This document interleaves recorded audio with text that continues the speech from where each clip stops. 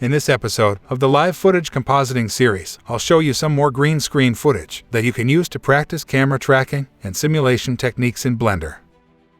The description contains all of the information for downloading the footage and associated Blender files. We arranged the downloads so that you could access the video and Blender files for every step of the workflow.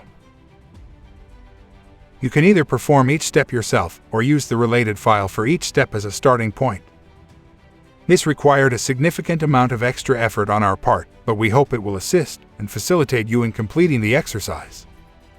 In this video, we'll look at the cloth simulation technique. And we'll accomplish this by visualizing an actor finding refuge in a tent during a snowstorm. And, as you can see, the cloth simulation will be used to move the curtain fabric in reaction to the wind force. The goal of every video in this series is to allow you to practice a single simulation for each tutorial. And you can do it in a fun and interesting way by making a short video with a green screen and camera tracking techniques. The video was shot with the final lighting in mind, which in this case is an overcast day. That is, we do not want direct lighting. As a result, I lit the actor with a large softbox. This produces even illumination with soft shadows. I also included a bulb in case we needed to simulate more lighting within the tent. However, I did not use it for the final rendering in this case. As usual, you must complete the following steps before building the virtual scene in Blender. First, with any compositing software, remove the green background. Then, in order to complete the camera tracking process, you must first import the source video into Blender. Finally, in order to have the live action directly inside Blender, you must import the keyed film as an image plane into Blender. However, I won't go into depth about these three processes, because I already did so in the first video in this series. So, to avoid repeating ourselves, we created a video based on the first tutorial we produced that explains the Chroma key, motion tracking, and image plane techniques in detail. The video link is included in the description. I'll merely give you a quick review of all of these stages here. First, open After Effects or another compositing software and import the source footage. The clip is available for download in the description. Because of the differences in lighting, we must divide the footage into sections. So, using a mask, isolate the various areas you desire and then proceed to remove the background.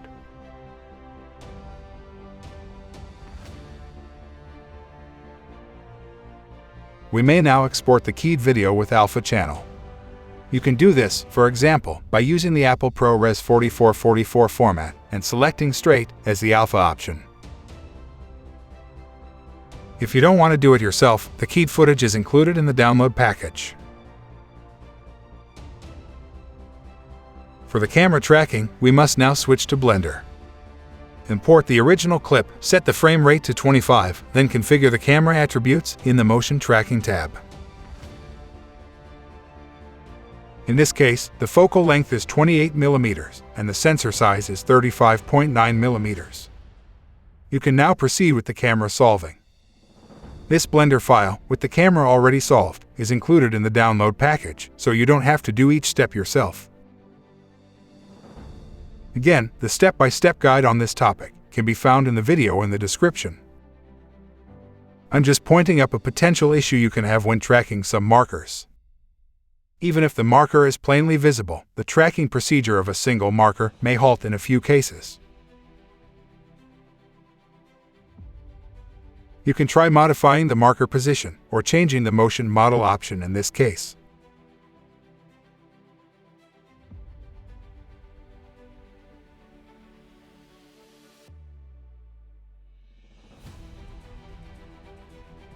Furthermore, as you can see, some markers are not visible for the whole of the video.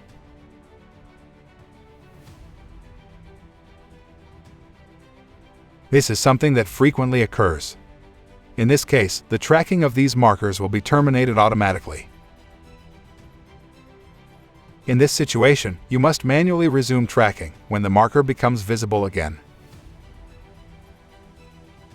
You can accomplish this by navigating to the frame where the marker is visible, activating its Enable option, repositioning it in the same area as previously, and restarting the tracking process.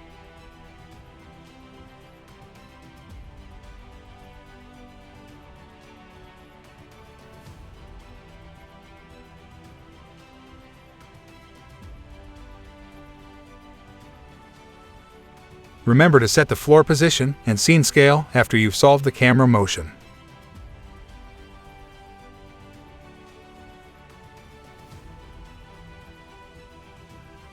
Also, I recommend that you do not utilize the Setup Tracking Scene button for building the basic tracking scene. In fact, this would result in the creation of some additional view layers for the foreground and background, which would be somewhat complicated when rendering the scene. To use this clip as the camera's background, simply click the Set as Background option.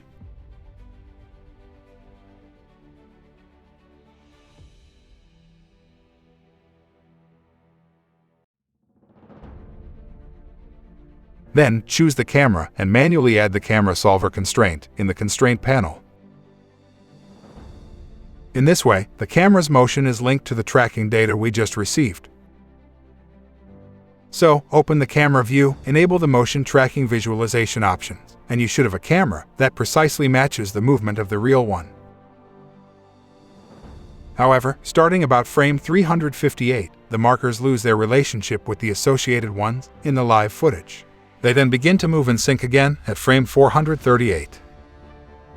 This is due to the fact that there are many markers in the motion tracking that were not tracked in this sequence. As a result, the solver is unable to construct the 3D solution in this sequence. This, however, is not a problem. That sequence will simply not be used in the final rendering. And this leads us to an important point: to include more markers in the real video so that we always have enough for the tracking process. It's now time to use Blender to create our basic scene and related simulations. However, before we begin modeling the scene, we must ensure that the tracking markers are exactly aligned with the ground axis. If you remember, when we solved the camera, we defined the placement of the floor. As a result, the markers on the ground were somehow aligned with the floor in Blender. However, we can verify this by accessing the quad view, choosing the floor markers, and checking their alignment with the X and Y axes. If they are not aligned, we can slightly rotate the camera along the various axes to align them. This can be a little confusing at times. I'm referring to the ability to rotate the camera obtained through the tracking method. As you can see, rotating the camera causes the related markers in the viewports to shift, but they stay in the same place in the camera view. You may also move the camera. This means you can accurately modify the rotation and location of the camera and related markers to adapt them to the scene you're creating without disrupting their link with the associated footage. And, as we'll see later, this is quite useful. Firstly, I'll create a model of the Tense basic framework. The fundamental structure is a simple UV sphere with a few segments. I place this object roughly where the markers around the actor are in the live footage.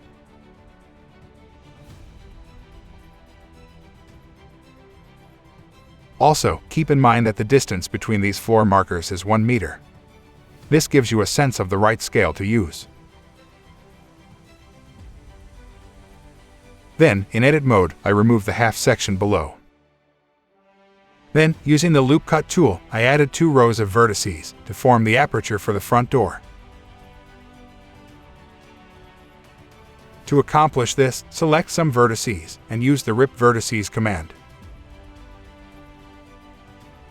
Simply move the vertices as desired to model the front opening.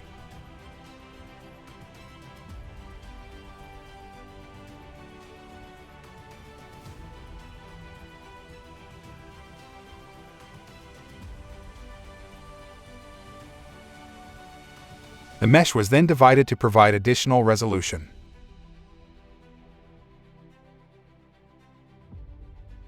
The mesh will then be cut out to create these lateral windows. This can be used to simulate extra fabric that wrinkles in the wind. Select the vertices to be separated and, as previously done, use the Rip Vertices command.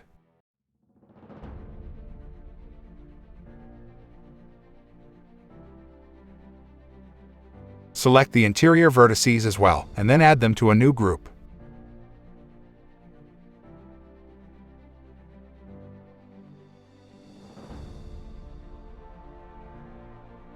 This way, you can load the selection as needed.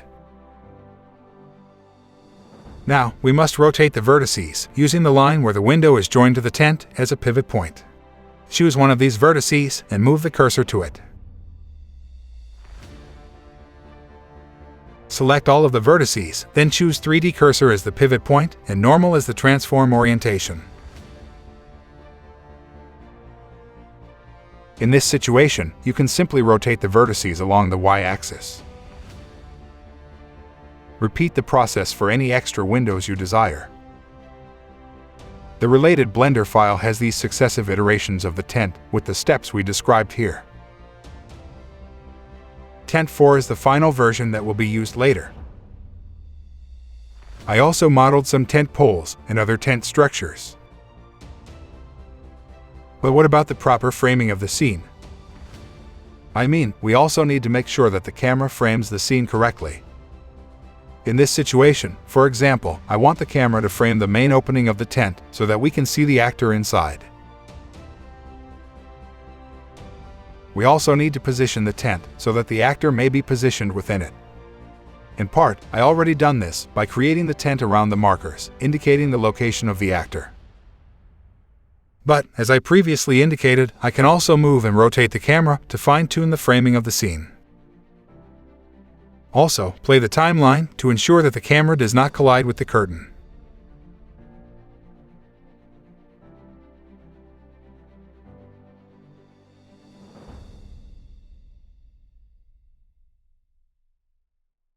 As you can see in my Blender file, I also included an empty object that acts as the parent for all of the tent's components.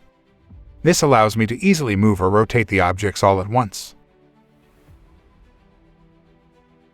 Finally, I included a ground on which I modeled a few blobs using the Sculpt Mode functionality.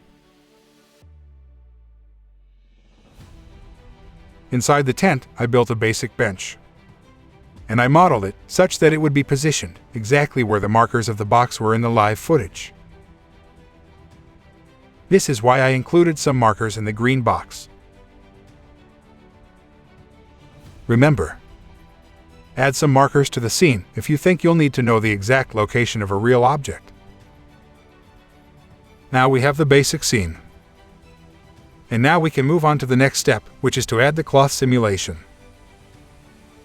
To run the simulation, we must first create a mesh with adequate resolution. This is the reason why I subdivided the mesh of the tent. To begin, simply select the tent and apply the cloth simulation. When you play the timeline, it simply falls down because it is now subject to gravity. You can have it wrapped on the floor by assigning the collision property to the ground.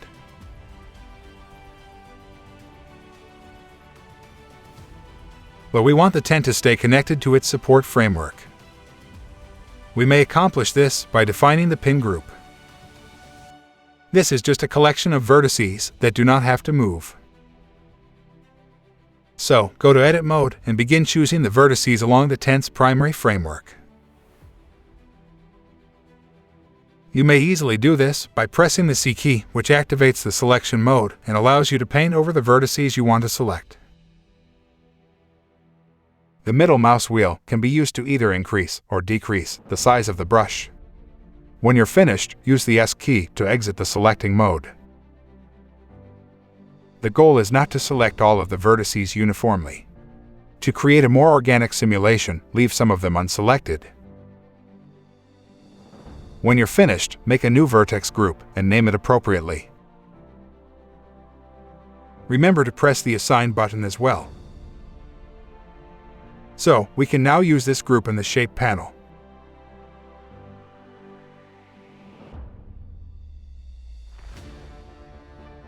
When you start the simulation, the fabric remains anchored to the vertices you've chosen.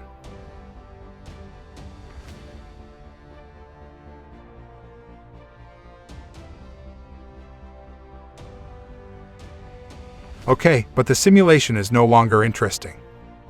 I'd like to add some wind. Select wind from the force field group. Turn it in the direction you want the wind to blow.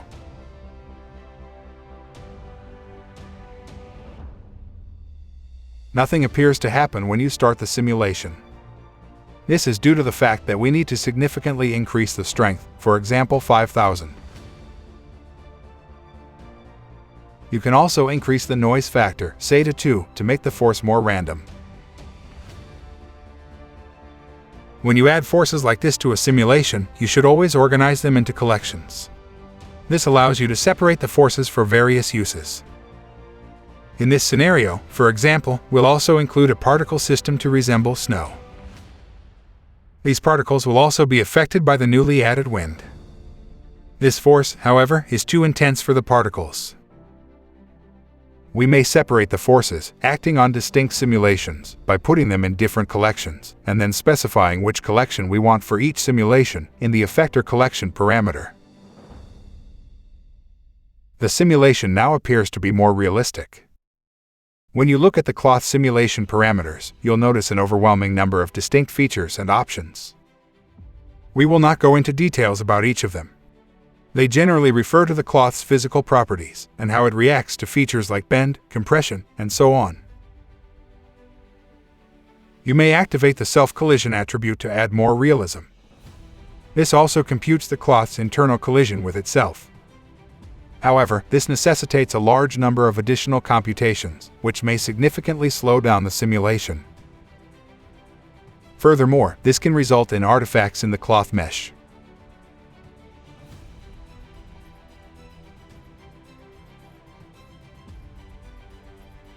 The Property Weights tab, on the other hand, can be extremely valuable for fine-tuning the simulation. This basically allows you to assign different physical attributes to different parts of the mesh. Consider the behavior of the window mesh, for example. The wind's force has exaggerated their distortion. So we need to find a technique to make them more resistant to this energy.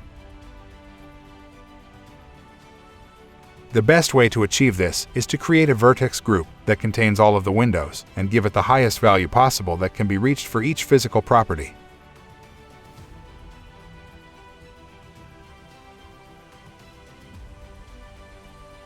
This way, we avoid having these meshes rotated or warped excessively.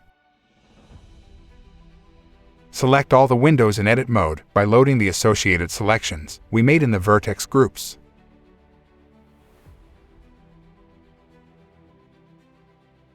And create a new group.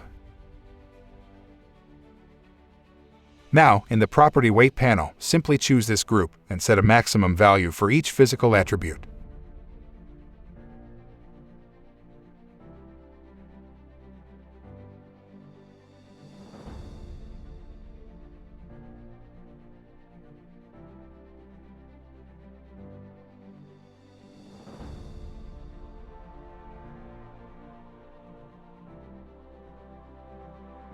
There is one more crucial item to note, and it has something to do with the simulation cache.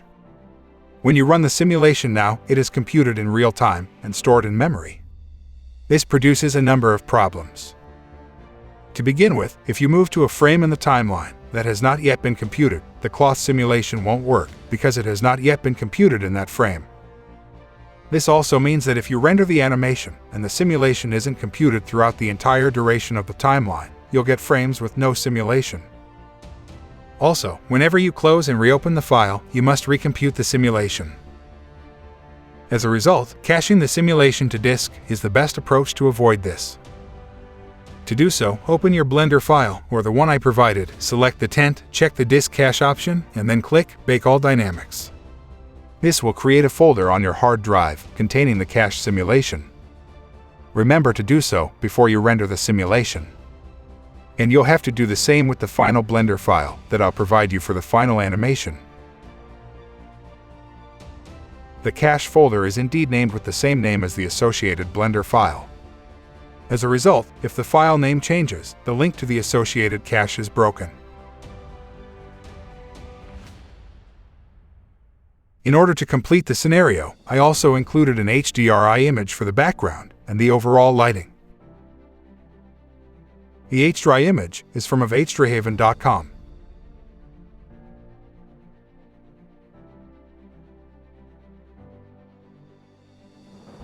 As a last stage, I built a particle system to simulate snow.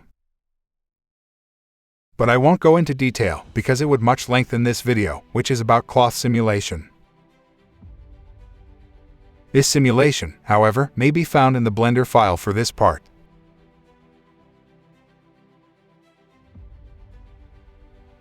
Finally, we can import the real actor into the scene to achieve the final compositing. We'll accomplish this by importing the footage as an image plane. However, similar with the chroma key and motion tracking techniques, I will not go into great depth regarding this technique. All of the details may be found in the reference video in the description. Essentially, we must import the keyed video as an image plane. Then you must position and rotate it in the same way as the camera. So, go to the first frame, shift-click the plane, then the camera, and then Ctrl-C to copy both the location and rotation. We must now parent the plane to the camera. So, shift-click the plane and then the camera, then press Ctrl-P and select Object, Keep Transform. The plane now moves in the same way as the camera, but we must position it in front of the camera in order to be visible. To see the camera view, open another viewport.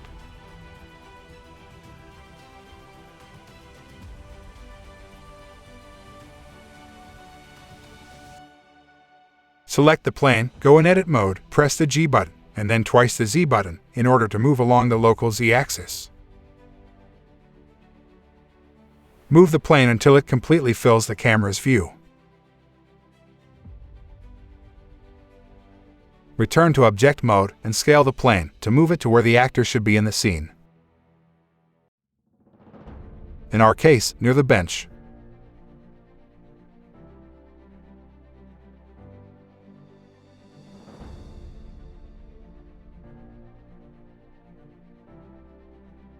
Adjust the plane size and add a new keyframe as soon as the foot starts to be clipped by the ground. Use the intersection of the feet with the ground as a reference.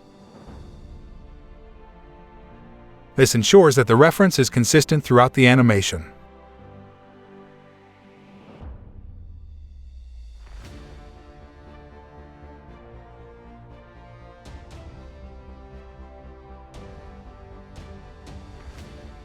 When the actor moves the feet over the bench, consider the intersection of the feet with the bench as the new reference point for the scale.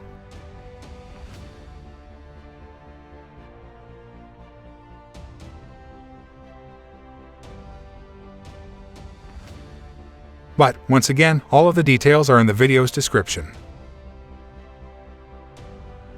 This approach allows for a complete integration of the actor into the scene. Furthermore, it can cast shadows and be reflected.